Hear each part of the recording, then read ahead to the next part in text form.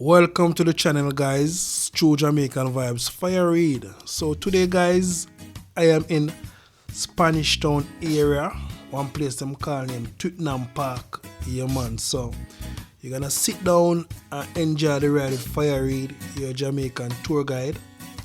As we know, Jamaica, a lot of people have different things to say about Jamaica, but we know we still gonna enjoy the tour same way. Yeah, man, so big up yourself anywhere you watch from. Yard or abroad. Big up all my UK fans, them Canada. Yeah, man, big up the whole, everybody abroad, everybody will tune into the channel today. Big up yourself, man, big up yourself. One love and one heart. Just sit down and enjoy the tour. Because knowing Jamaica is very important, you know, because some of the times you come to Jamaica, you don't know where to turn, so it's best you have an idea about the area.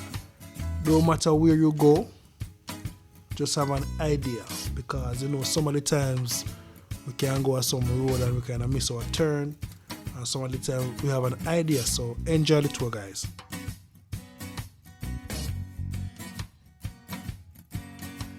So yes, my beautiful people, just like up the video, man, free of cost, because you know YouTube wanna see that.